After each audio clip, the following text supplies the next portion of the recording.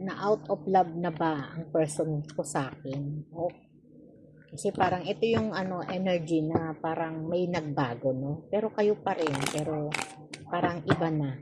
Iba na yung gana pagdating sa koneksyon, relasyon nyo, no? O doon mismo sa ah, pinalolooban, no, ng inyong mga no, mga dating gawin. Parang malaki na kasi yung pagbabago, no? Dito nakikita ko na parang naghahanap ka, no? Naghahanap ng atensyon, naghahanap ng lambing. Yung lambing parang hindi naman ipinapakita. Pero andoon yung mo, yung effort mo na umaasa ka, no? Nagbibigay ka lagi ng suporta. No? Yung suporta na to, parang sa suportang ibinibigay mo, parang hindi niya na-appreciate, no? Kaya medyo nakakaramdam ng lungkot, sakit ng kalooban. Eto na po, no? Ito na yung emosyon na to. Pwede itong sa side mo o sa side niya rin, ha? Sa side ng person mo. Teka, ilalapag ko na po yung card. Na out of love na ba ang person ko sa akin?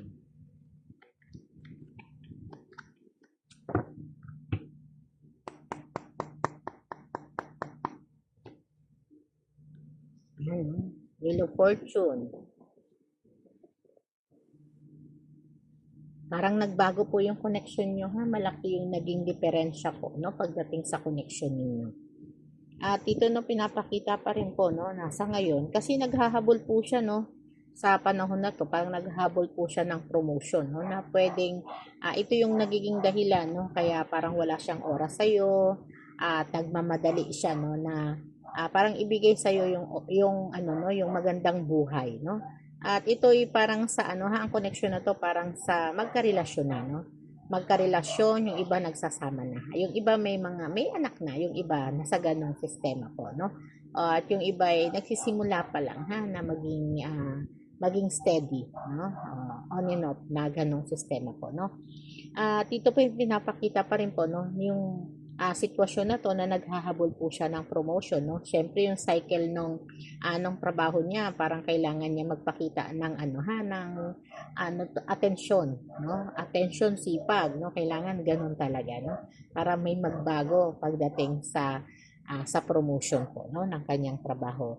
At ito po ay talagang medyo nagiging delay pagdating sa connection nyo, ha? Parang wala pong pag-usad, no?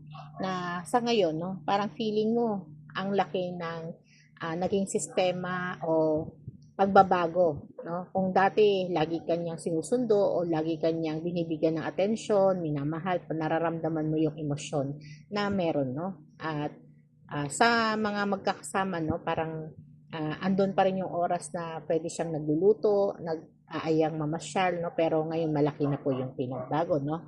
At yun yung sitwasyon na parang nagkakaroon kayo ng lack of direction na medyo bad news sa'yo yan, ha. Kaya medyo diyan ka nagkakaroon ng atensyon na parang feeling mo, no, ang laki na, ang layo na nang nangyari mula sa umpisa, no.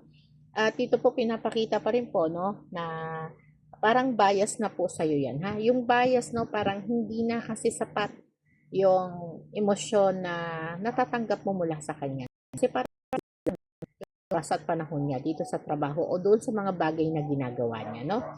Kaya dito po may tampo ka na, no? May tampo, may hinahanap ka ng may hinahanap na pong mga atensyon. O sinasabi yung ikaw na lang yung nag-e-effort palagi, no? Dito sa connection na to.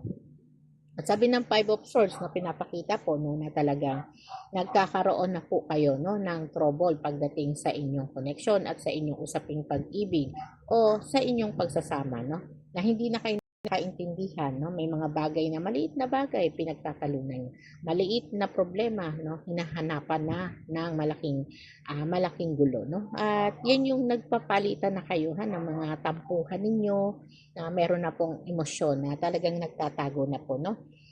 Tito, sabi nga niya dito, no, financial stability lang naman ang gusto ko, na magkaroon tayo ng promotion.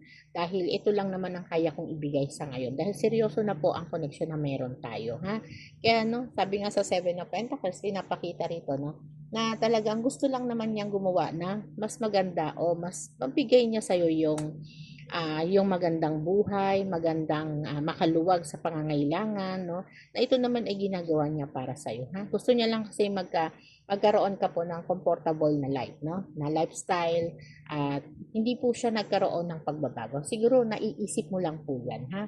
Kaya kung kanino man po nakakonek o naka-resonate ito, no? Ito po ang kasagutan, no? Kung diyan sa isip mo, natatanong mo na out of love na ba ang person ko sa akin? Hindi po, ma'am, ha?